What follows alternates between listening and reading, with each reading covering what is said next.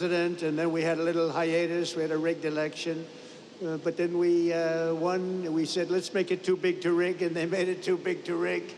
And this is a much more powerful term than we could have ever had the other way. So a lot of things, God was looking down on us all for a lot of reasons, including right there.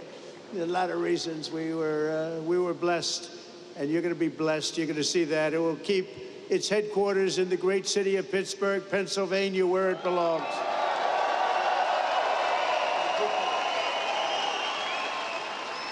For generations, the name United States Steel was synonymous with greatness, and now it will again be synonymous with greatness. That's what it's going to be. The best and strongest steel on earth will forever be made in America and made in Pennsylvania.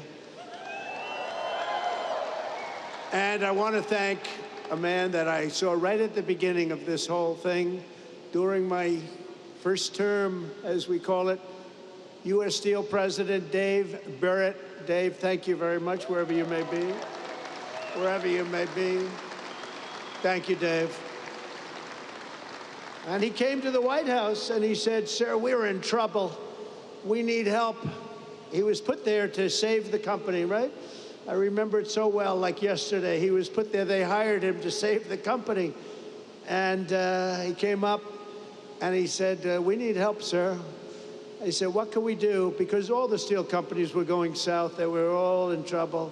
He said, if you could get tariffs, sir, and save this company. And I thought about it. I studied it up real quick. It took me about 2 minutes.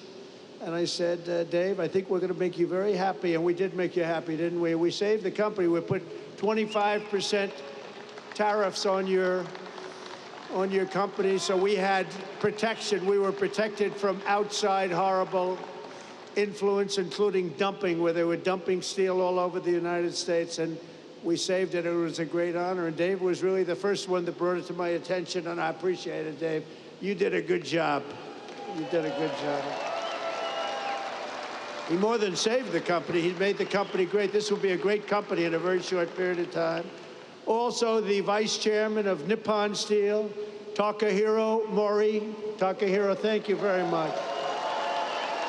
He's a great guy, highly respected.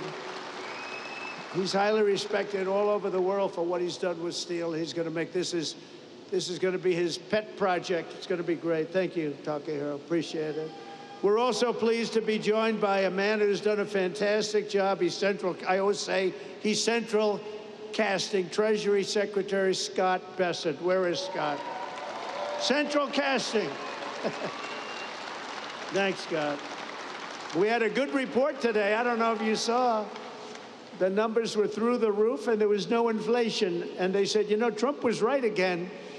They were all saying, oh, inflation, inflation. We're taking in billions and billions of dollars in tariffs and other things, and we're keeping our competitive nations, we're keeping them, they're competitors, and we're keeping them totally at bay. And we right now have the hottest nation anywhere in the world. And 6 months ago, we had a nation that was dying. We had a nation that was cold as ice.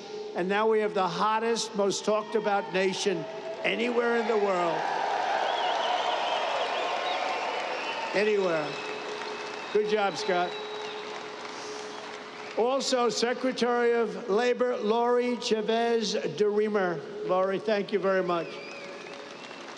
Highly recommended by the Teamsters and a couple of others, I have to tell you. And I said, I'll take that.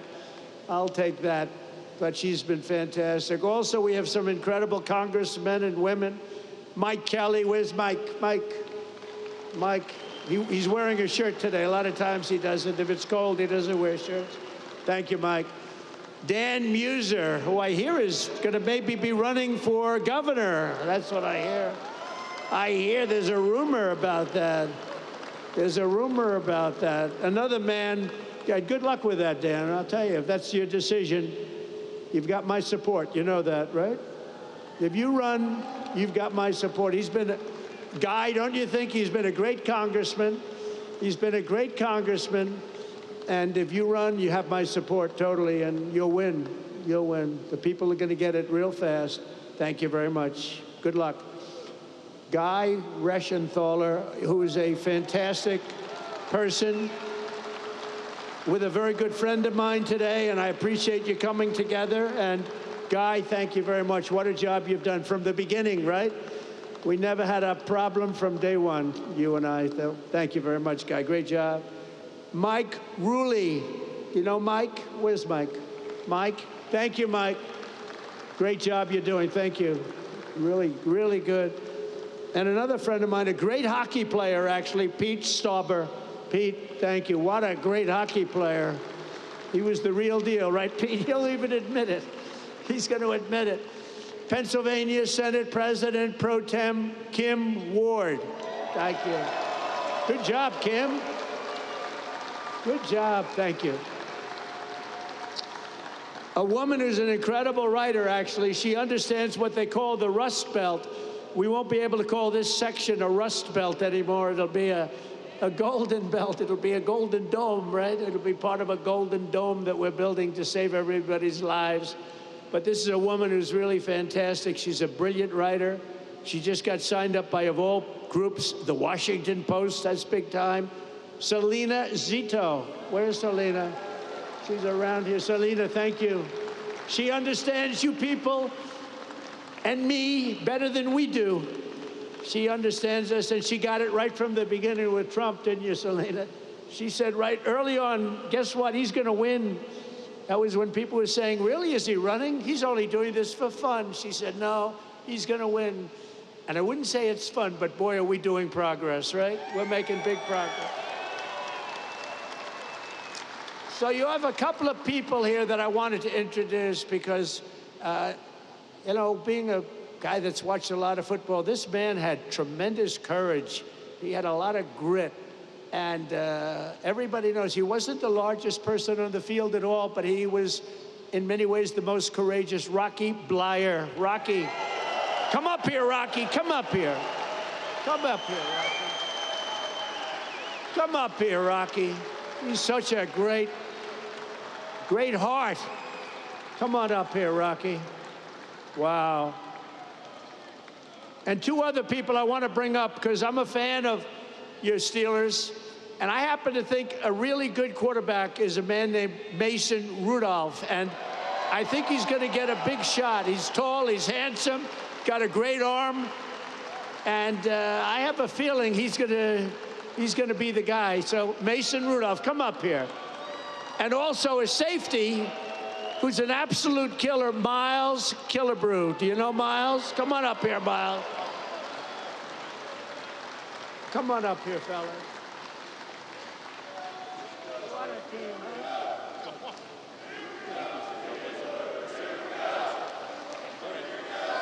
Do this. There you go. Mr. President, on behalf of U.S. Steel and to the people of Pittsburgh, more importantly, though, to all the Steeler fans that are here this evening, I have the honor of making you an honorary Pittsburgh Steeler and would like to present to you your jersey as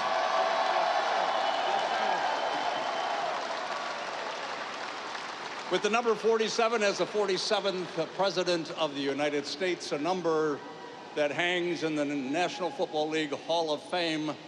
I'd like to present to a Hall of Fame president.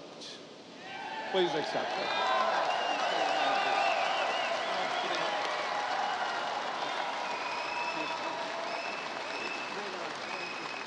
Come on, say something.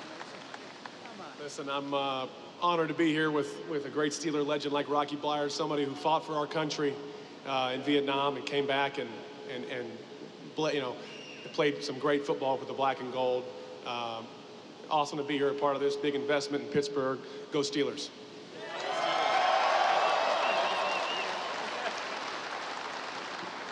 How about this president of ours, huh? Just wanted to say God bless you, President Trump, and God bless you, Pittsburgh. Thank you.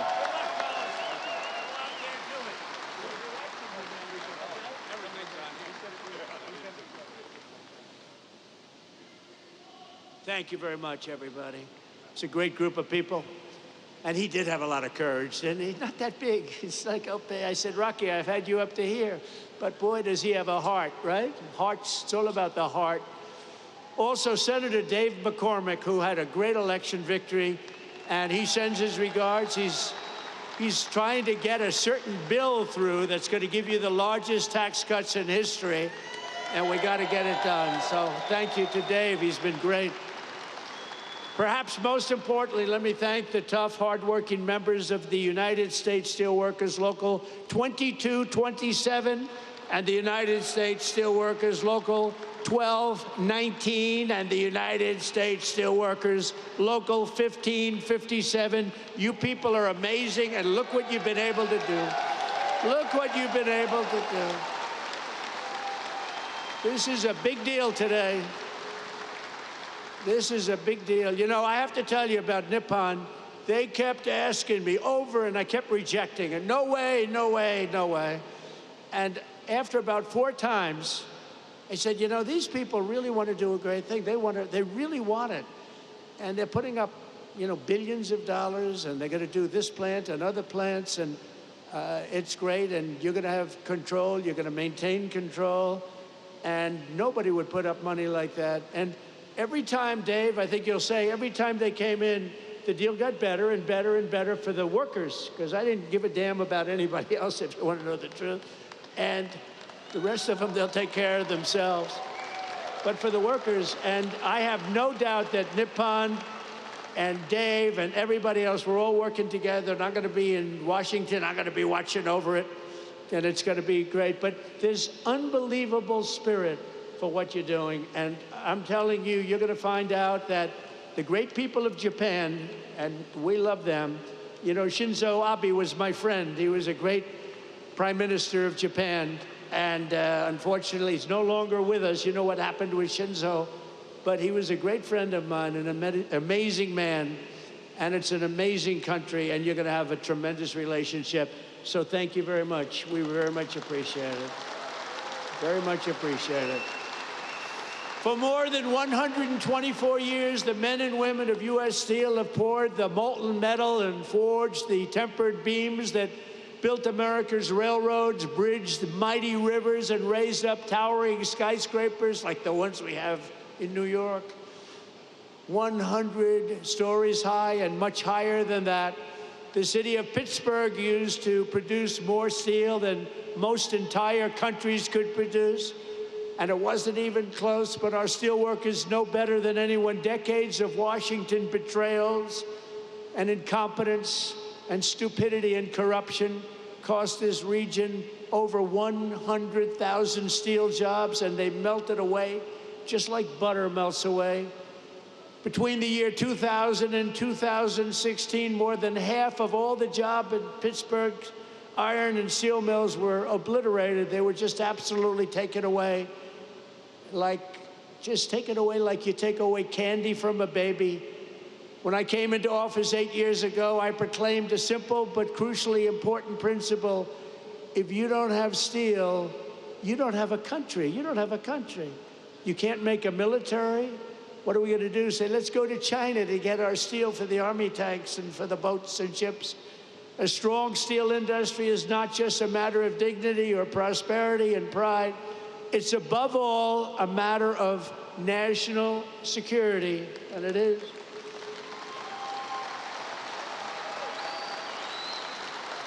You're going to see some amazing things here.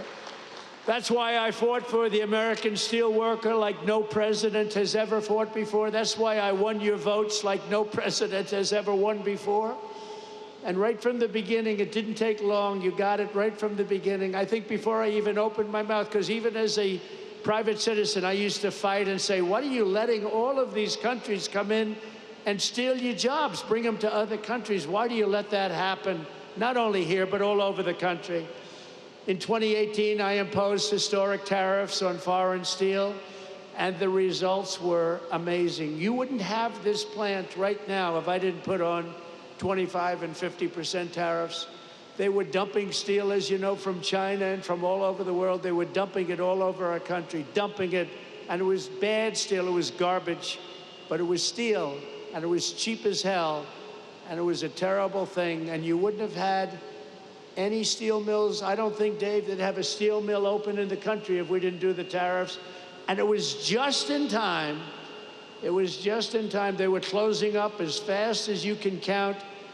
In a few short years, domestic steel production surged by more than 10 million tons. Imports from your foreign competitors dropped by 24% almost immediately. And more than $15 billion of investment poured into American steel throughout the United States, all because you had a president who stood up for our steel workers and put America first. I'm very proud of that one. Stood up for everyone else, too. But then came 4 calamitous years of a president who obviously wasn't doing the job. I'm trying to be nice, so I have to be nice. But what he did to this country is a disgrace. Between the borders, millions and millions of people pouring through our borders from all countries all over the world. They came from the jails of the Congo. They came from all over South America, prisons, gangs, drug dealers, drug merchants. They came from mental institutions, the mentally insane. They were pouring into our country by the millions. They allowed this to happen to our country. But we're moving them out, or we're moving them out fast, or we're bringing them back to where they came from. We're having a lot of problems with the liberal judges in courts, the radical left crazy judges that, you know, they come in without courts. They pour into our country totally unvetted and unchecked. Nobody checked them. Nobody had any idea who they were. 11,888 of them were murderers. 50% of those over 11,000 people that were murderers, 50% murdered more than one person. And these people were allowed to come into our country by the Democrats, and you can never forget what they've done. And it's a single, we've beaten inflation. Look at what we've done. Look at the numbers that came out. The prosperity, now everything is good. First time ever, right track, wrong track. We're on a right track. First time in 28 years. But they allowed that to happen. I built almost 700 miles of wall. If we didn't have the wall, we could have never done what we did. Over 700 miles, but still they came because they didn't want to finish. They didn't want to close up any gap, the gaps that we had to keep so that we could get our equipment out, so we could get through. They didn't want to put up the final stages. It would have taken 3 weeks to put up the final stages. They said, no, we don't want the wall built. And I thought they were kidding, but they weren't. They wanted open borders, and what they let into our country can never be forgotten. The last administration granted tens of thousands of job-killing tariff exemptions to your foreign competitors. So they were afraid to take down the tariffs that I imposed because it was so good for our country, so much money. But what they did do, think of this, they gave exemptions, and they were so broad and so deep. And I guess you saw that, but the exemptions that they gave allowed foreign competitors to come in and steal our industry, steal our jobs, and bring them back home, and bring them home by the boatload. Crippling imports of foreign steel skyrocketed over the last 4 years like you have never seen before, by over 30%. That's an incredible, crazy number. And imports of steel and rebar from Mexico exploded by more than 1,000%. We were getting our steel from Mexico. We were getting our steel from Canada. We were getting our steel from every place, but right here, it was then that we announced the crown jewel of our steel industry, U.S. Steel, was being sold into foreign hands with no protections for our great steel workers. And I said, there's no way we're going to let that happen. When I was watching over you, you don't even know it. I was watching over you. Tell you, best people. You're the best people. You built this country. You know, you people built this country. You people and others like you built this country. By the time I came into office, many feared that the Mon Valley would lose up to 3,000 steel jobs, that U.S. Steel would close, and it was a fixture of the Pittsburgh skyline. It may never live for another week. We had times we thought we were going to live. You weren't living for another week.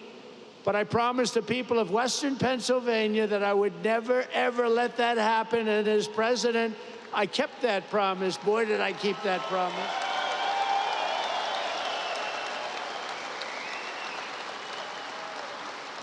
So soon after initially taking office, I imposed powerful 25% tariffs on all foreign steel and ended each and every one of the Biden exceptions and exclusions. And today I have a major announcement. And are you ready to hear this? This is on behalf of Scott, Secretary of Treasury, Howard Lutnick, Secretary of Commerce, and all of the great geniuses and people we have working, and they are smart, but I don't think you'd be a good steel worker, Scott. I'm sorry. We're going to have to put a little more muscle content into that guy. But he's great. He's great at what he does. We are going to be imposing a 25% increase. We're going to bring it from 25% to 50%, the tariffs on steel into the United States of America, which will even further secure the steel industry in the United States. Nobody's going to get around that. So we're bringing it up from 25%. We're doubling it to 50%. And that's a loophole. And by the way, I have to tell you, I believe that this group of people that just made these investments right now are very happy, because that means that nobody's going to be able to steal your industry. It's at 25%, they can sort of get over that fence. At 50%, they can no longer get over the fence. So congratulations to everybody, and to you for making a great deal. You just made a better deal, right? I said to the group, would you rather have a 40% increase? Because I was thinking about 40 when I came. I said, would you rather have a 40% or a 50%? They said, we'll take 50. I said, I had a feeling you were going to say that. So congratulations. Also, congratulations to Dave, because you got this whole thing started. Congratulations. Great job. Great job. The people here understand the word tariff, and you understand it better than the people on Wall Street. But now the people on Wall Street are finding out. They're saying, wow, you know, Trump was right. You saw today, they had an announcer, Joe Kiernan, CNBC, Maria Bartiromo, who's so fantastic on Fox Business. And they were saying, you know, Trump was right. Look at these numbers. The numbers got released today at 8 o'clock in the morning, and it showed no inflation and tremendous income jumps for workers and for the people of our country. And they go, wow, he was right. He was right. But you knew that. You knew that before Wall Street. The workers knew that.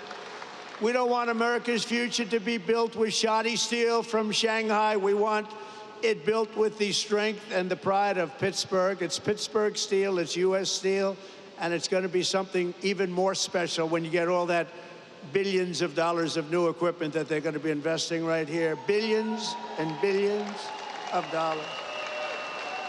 Since I imposed our steel tariffs, and you know, I said that tariff to me is the most beautiful word in the dictionary.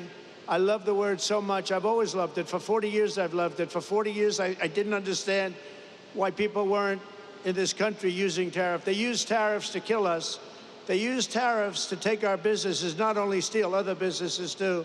And we never knew how to use tariffs back, because we had people in the White House that either didn't care or weren't very smart, or both. And it really starts with the White House. It's very simple. It starts with the White House. But I said, it's my favorite word in the dictionary, the word tariff. And I got slaughtered in the fake news. I got killed. They said, what about love? What about wife and family? What about God, they said. So they made the word tariff be my fourth favorite word. And now I have no complications. It's my fourth favorite word. God, wife, family, all of the different things, but they did. It's not even believable. I said, tariffs is my favorite word, and I got slaughtered by these people. But we've had a lot of fun. We've jousted for a long time with the fake news. But companies all over the world have announced nearly $10 billion in new investments in steel. just in steel alone. But the Nippon investment we're announcing today blows them all away with a record-setting, and this was just heard of. We just came out a little while ago. $14 billion commitment to the future of this company. That is the single largest investment. That's the single largest investment of any kind in any industry. So not only steel, go all the way back. You go into fracking, you go into anything you want to go into because you're a good fracking state too. We love fracking, by the way.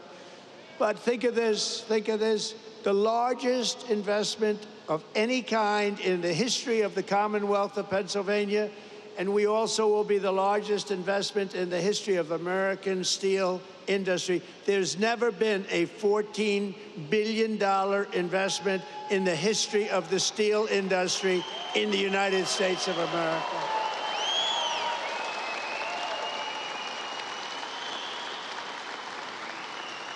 And Pittsburgh will very soon be respected around the world as the Steel City again.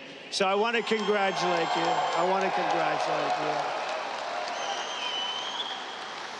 As part of this monumental commitment, Nippon will also invest $2.2 billion to increase steel production here in the Mon Valley Works, specifically allocated to Mon Valley, along with $200 million for the Advanced Technology Research and Development Center that's being built already in Pennsylvania. So I want to congratulate you. And in addition, another $7 billion to modernize steel mills, expand ore mines, and build state-of-the-art facilities in Indiana, Minnesota, Alabama, and Arkansas. So I want to thank you and congratulations to those states. Congratulations. And the bulk of these expenditures will be made in the next 14 months. It's going to happen fast. You're going to be very busy watching trucks go back and forth, loaded up with cash, or its equivalent. And it will create and save over 100,000 American jobs, including 14,000 jobs in Pennsylvania. Thank you. Very good. And by the way, your local union, I won't talk about your national union because I don't think he knows what the hell he's talking about. But your local union, I want to tell you, is so unbelievable. They've been great. I have to tell you that. This is an incredible deal for American steelworkers, and it includes vital protections to ensure that all steelworkers will keep their jobs and all facilities in the United States will remain open and thriving.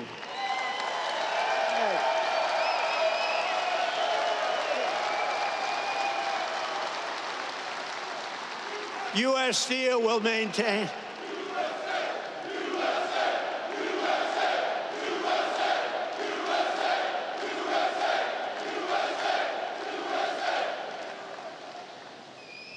I don't want to fight with those guys. They look pretty well. I'll never fight them. U.S. Steel will maintain all of its current operating blast furnaces at full capacity for a minimum of the next 10 years, and we have that as a commitment. But I don't even think you have to worry about that. You're not going to have to even think about that, frankly. It won't matter because they're going to be here for a long time, a lot longer than that. There will be no layoffs and no outsourcing whatsoever, and every U.S. steel worker will soon receive a well-deserved $5,000 bonus. That's very rare. Thank you very much. That's great. That's importantly. For what you've gone through a lot. It's closing, it's not closing, it's opening, and you want to stay here. People say, well, we'll move to another place, or we'll do chips, or we'll do something like chips. Somehow you don't want to do chips. I'm looking at these giant guys with the giant arms. You're not going to like doing chips. Most importantly, U.S. Steel will continue to be controlled by the USA. Otherwise, I wouldn't have done the deal. I wouldn't have done it. But the USA, and we're going to be working together, and you're going to look at your board. You have a great board, and we're going to have an amazing alliance. In this audience are many of the incredible workers who will really be bringing our steel industry roaring back to life, and it's going to roar, including a man who has supported me from the very beginning, the founder and steelworker of Steelworkers for Trump in this area. I have some of these guys, they're great. And I had somebody in Michigan that was so great. I love that guy. And I love this guy. He's been with me from the beginning. Brian Pavlik. Brian, come up here. Come up here, Brian. Brian's been with us from the beginning. Oh, look at him, big guy. Thank you, Brian. Appreciate it. Thank you. Oh, yeah. Yeah, you did. It's a great day to be an American steelworker. It's an honor to be on the stage with my hero and the greatest president ever, Donald J. Trump.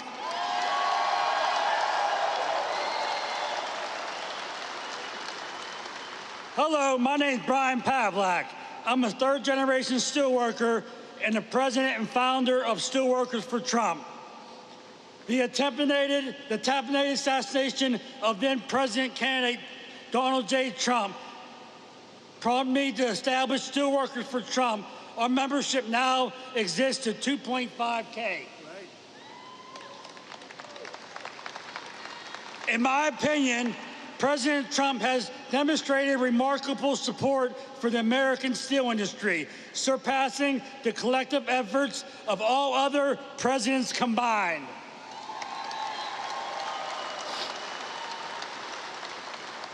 Through tariffs, he has fought to keep steel being made in America rather than being dumped onto us by China.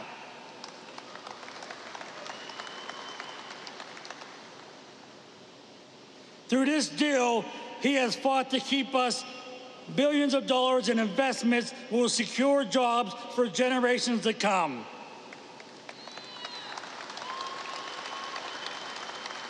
Thank you, President Trump, for your commitment to revitalizing the American steel industry and restoring its greatness and in making American steel great again.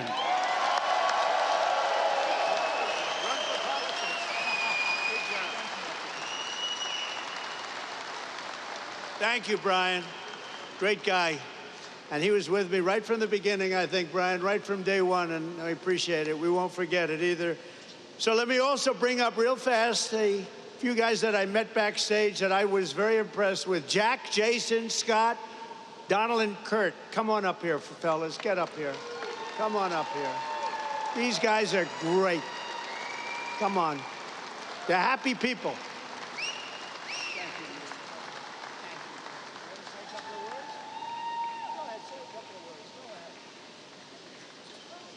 Thank you, Mr. President. I'm not prepared, but I can tell you I would rather be nowhere than where I am today with all of my U.S. Steel family, friends, and everybody that I love. Thank you very much. Thank you, Mr. Berg. Thank you, Mr. Maury, and most of all, thank you, Donald J. Trump.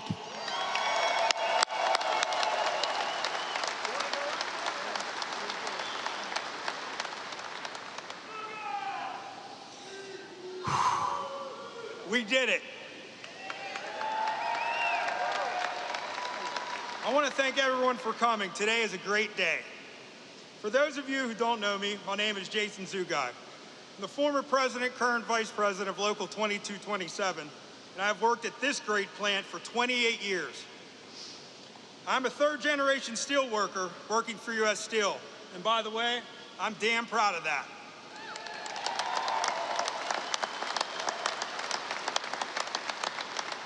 So, when we decided to stand up for the men and women of the Mon Valley, we knew it wasn't going to be easy. Almost every day there were obstacles in our way. At any point we could have chosen to give up, but we are steel workers and giving up just isn't something we do. These investments will ensure steel will be made right here in Pittsburgh for years to come.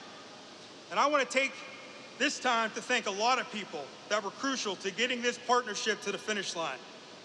First and foremost, I want to thank God for giving me the strength, courage, and wisdom to fight day after day. I want to thank my family for their support. They were always patient with me when I'd be constantly on the phone, night after night, discussing this partnership, talking to politicians, or easing the mind of a union member. I want to thank Jack Maskell. We've been together from the beginning through this.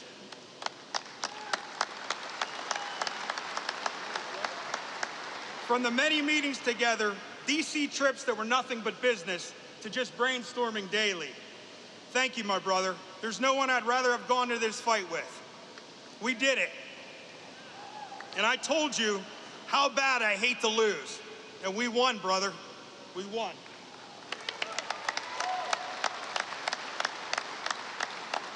To the guys from Clairton and ET that fought side by side with us from the beginning, it was an honor, and I'll never forget our journey. I want to thank the local mayors who have stood toe-to-toe with us from the beginning. We greatly appreciate it.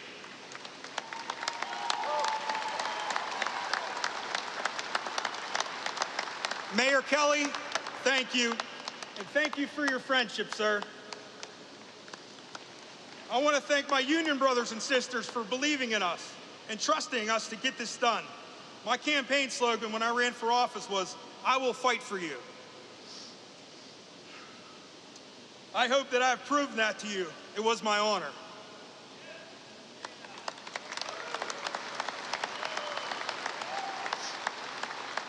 Selena Zito, thank you. From the wonderful articles you wrote and the social media posts and everything you have done behind the scenes, you are a rock star. Thank you.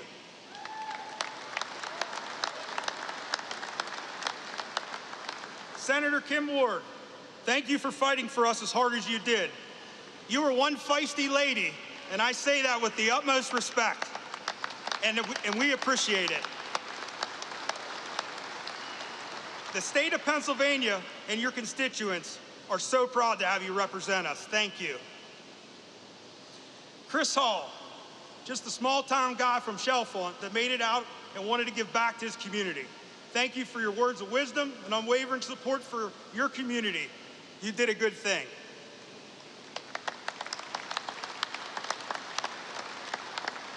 Congressman Dan Muser, you took our meeting in DC personally and never wavered after that meeting. You fought for us in public, and that means the world to us.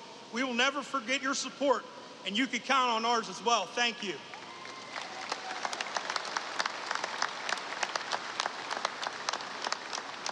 Mr. Maury, I love this guy. Thank you for taking the time to listen to our concerns and always making yourself available to answer all of our questions. This man has been disrespected and didn't deserve that. And I feel horrible that that happened to you. We will do everything in our power to see that never happens again. You have my word. These investments are life-changing for all the men and women here today and for our communities. I personally look forward to working with you for years to come. Thank you.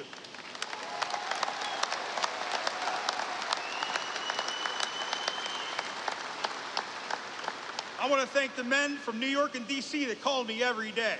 Every day. They gave me breaking news, advice, and guidance through this process. You might have been behind the scenes, but you definitely had a hand in getting this partnership to the finish line. Paul, Curtis, Chris, thank you.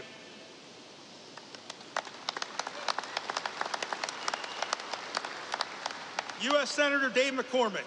I met the senator at a Trump rally in Latrobe before we were both getting ready to speak. He introduced himself to me and asked about the Nippon merger and what I thought about it. Well, as you know, I'm pretty passionate about it, and let him know that. He told me, after I win, you will be my first meeting. I was his first meeting. He kept his promise.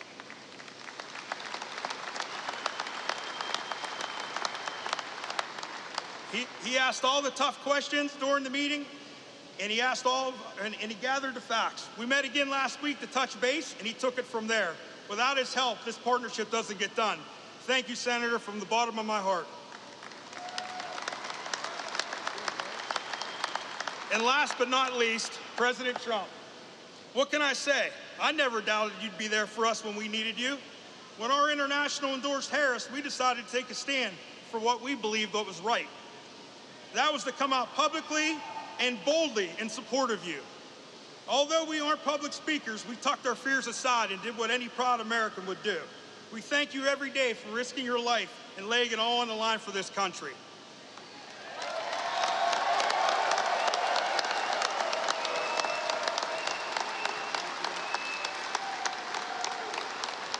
I knew you wouldn't let us down, and for that I will be forever grateful. From every steelworker that supports you and every family you saved, I want to say thank you, Mr. President, for making U.S. Steel great again.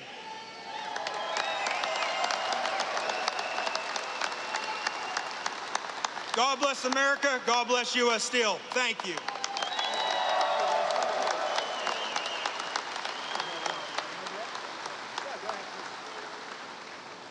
So my name is Don German. I am the plant manager for this Urban Works here. I had 35 years with U.S. Steel. I'm a first-generation U.S. Steel worker. It is an honor to host you, Mr. President, today. And let me tell you, it was a lot of work, but it was well worth it. I will always tell people that, you know, it is for the workers that are out on this floor. It is for our families that are out here who support us. It is for the community members in our community and our state and our country. And I thank you from the bottom of my heart.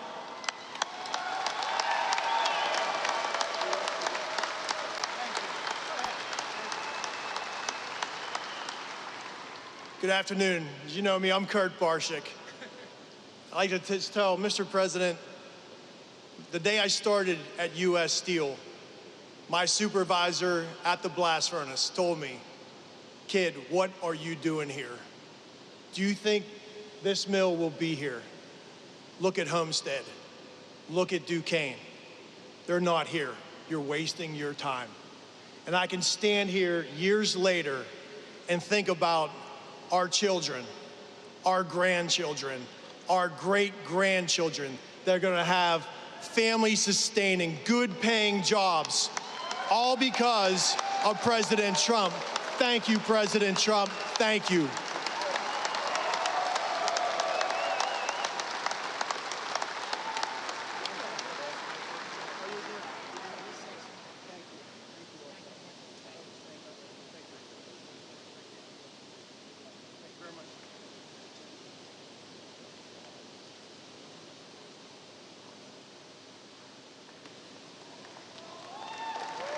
Great people.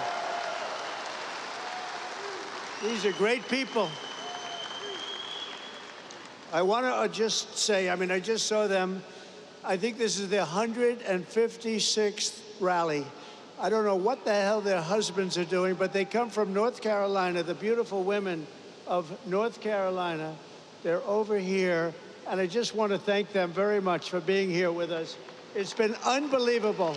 This is 126 or something like that.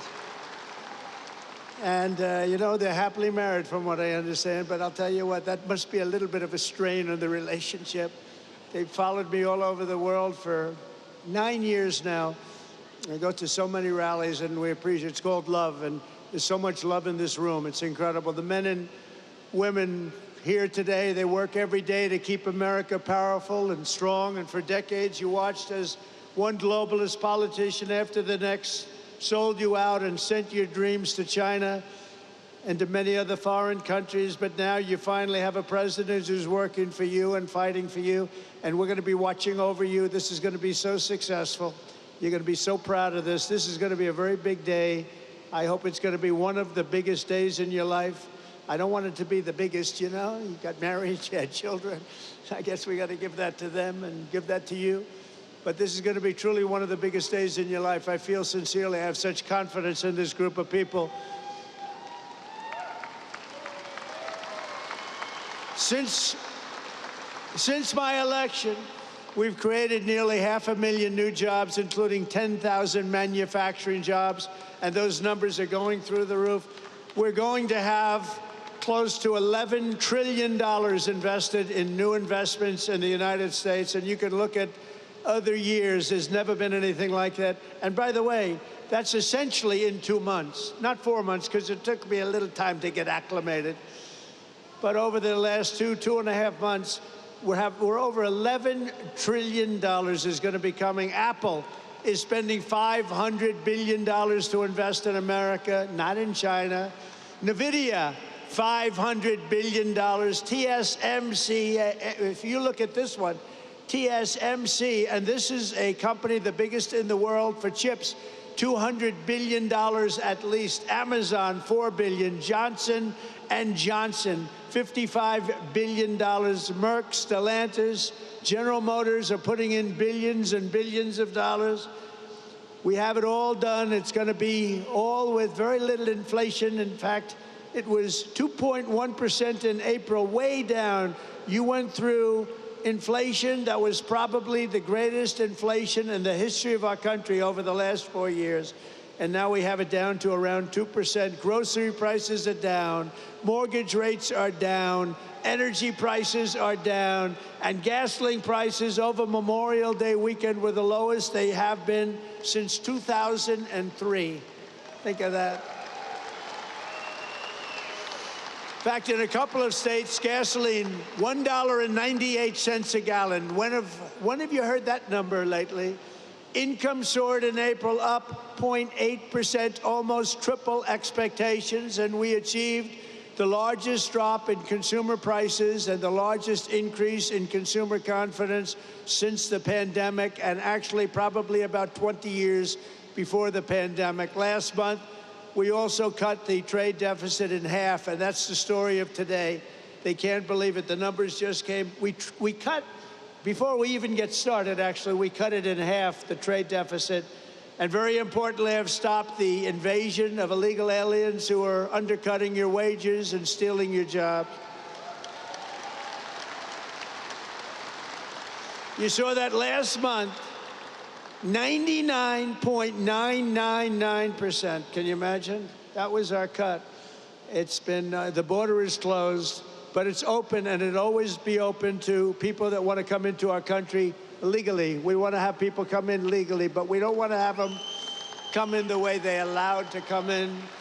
We've ended the flood of criminals, gang members, murderers, drug dealers, and human traffickers, and we're sending them back to the places from which they came. And the future of American workers is only getting brighter. I said before, and I'll say it again, we have the hottest country right now in just 4 months. But actually, you have to go back to November 5th. Since November 5th, that was election day, we had the greatest election victory, they say, in 129 years, the most consequential election in 129 years. I don't know what 129 years was, but we'll check it out later on. We'll find out. Must have been something pretty good. But we have the most consequential. We won every swing state. We won the popular vote. We won the districts, 2,750 to 505. We're doing a job, and you're doing a job, and it's only because of you that we could have had that success. We're right now on the verge of passing the largest working class tax cuts in American history. We got to get that beautiful big bill, beautiful, beautiful as it is. We got to get it passed. The Senate, call your senators.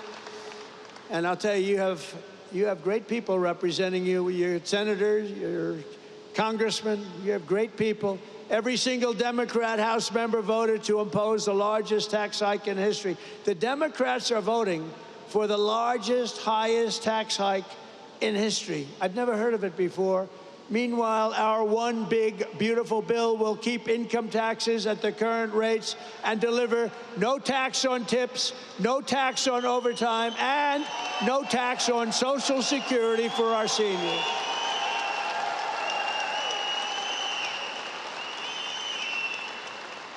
And we're going to make the interest payments, as you know, on cars.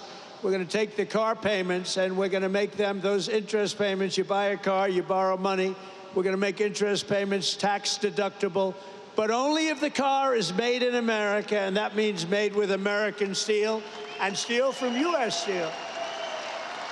And we're permanently expanding the child tax credit, and we're creating a special Trump account for every newborn child, starting them off with a $1,000 credit to be invested over the course of their life. A little baby is born, they're going to start off with $1,000. And if we do a good job of investing their money, we're going to go with one of the investing guidelines. Who the hell knows if they're any good, but they have a chance to be very rich. It's going to be very cute to see. We're going to follow it very closely. And critically, the bill includes the largest reductions to wasteful spending in a generation or more, slashing more than $1.6 trillion in waste, fraud, and abuse.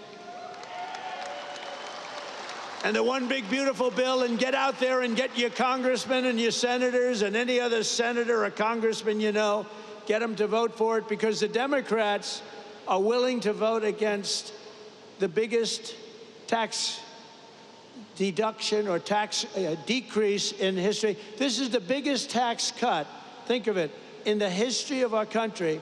If it doesn't get approved, you're going to have a 68% tax increase. Lots of luck. And the Democrats would rather have you have a tax increase, think of that, of 68%. They would rather have that happen than vote for a bill where you get the biggest tax cut. So there's something wrong. You know, all my life I grow up, I watch politics, and I've always watched politicians say, we will cut your taxes, we will cut. These Democrats want to raise your taxes, and in theory, a 68% increase. One other thing I did, and you probably saw it last week, you know, we pay the highest drug prices and pharmaceutical prices anywhere in the world by far. Other countries pay sometimes 1/10 of what we pay. A pill that costs $20, we spend $200, $250, $270 in many cases. It's the most unfair thing I've ever seen. And last week I did what had to be done, and it wasn't easy against the biggest lobby anywhere probably in the world, most powerful lobby, the drug companies, and I'm not even calling them bad, but they were able to do things. They're going to be fine, by the way. They're going to just stabilize. But we're going to now call a favored nations where we will pay the lowest price anywhere in the world, and they have to match it. We will be cutting your drug bill by 85 and even 90%.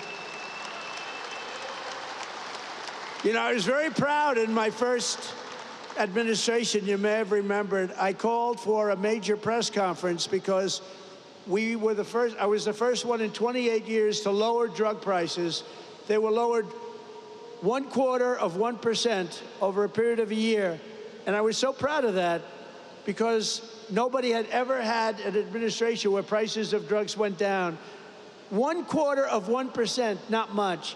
Now we're going to be lowering your drug costs by 90%, by 85%, by 75%, by numbers that nobody's ever heard of before. We will be paying equal to the lowest price of drugs and pharmaceuticals anywhere in the world. Have fun, because that's a lot of money. That's going to bring down Medicare. It's going to bring down the cost of, think of it, Medicaid. It's going to have an effect on everything, but it's going to have the biggest effect on your wallet. You're going to be saving a tremendous amount of money, and nobody else would do that but me. I have taken on some rather harsh critics over that because, again, that's the biggest lobby. They spend billions and billions and billions of dollars a year not to have that done. But I said it's really time to do it. So you're going to have the lowest drug prices anywhere in the world. With one big, beautiful bill, we will protect over 7 million jobs, raise take-home pay for American families by up to $13,000 per household, and reduce taxes for working-class Americans by as much as 13%. Those are big numbers. The bill will also remove 1.4 million illegal aliens from Medicaid and protect the programs for truly needy Americans.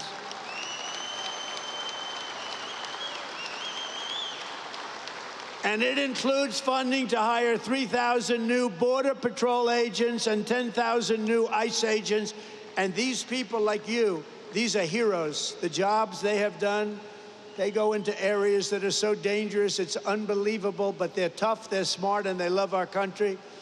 So I want to just thank ICE, and I want to thank the Border Patrol, and I want to thank law enforcement in general. They've been incredible. Really incredible. And I'll never forget our firemen. I don't know if we have firemen here today, but we're never going to forget our firemen. They do a great job. Over the past 4 months, we've accomplished more than most administrations achieve in 4 years or even 8 years. We've done this in 4 months. We've done something on spirit and optimism and pride, which is sweeping across our land. And with the announcement, it's surging like never before here in Western Pennsylvania. Remember, the entire world is watching us today. I'm making a speech, and I have millions and millions. Look at all the fake news back there. Look at that. That's a lot of fake news, come to think of it. Now, they've been pretty good to us here. They've, gave us a reasonably accurate display. But all over the world, look at that. All over the world, they're watching your local region and how well it's doing and how well it's going to do. For generations, the workers of this region have always been there for our country when we needed you most. You built this country from Pittsburgh to Pottstown, from Bethlehem to Hopewell, and from Washington County to right here in Western Mifflin. The foundries and blast furnaces of Pennsylvania have smashed foreign armies, strengthened the hulls of the world's greatest navy, raised up majestic cities, won 2 world wars, and made America into the richest, strongest, and most powerful country on the face of the earth. And it's suffered greatly over the last 4 years, but we're going to get it back, and we're going to get it back fast. It's almost back already. It suffered, though. It suffered. I'm not going to make any excuses. It suffered with incompetent, radical left lunatics. But under our leadership, we're making it richer, stronger, and more powerful than ever before. And that's why I want to thank you very much. And thank you, Prime Minister, and thank everybody. They all knew what was happening here. With the help of patriots like you, we're going to produce our own metal, unleash our own energy, secure our own future, build our country, control our destiny, and we are once again going to put Pennsylvania steel into the backbone of America like never before. The golden age of America has only just begun, and together we are going to make America great again, greater than ever before. Thank you very much, Pennsylvania, and God bless America. Thank you very much. Thank you.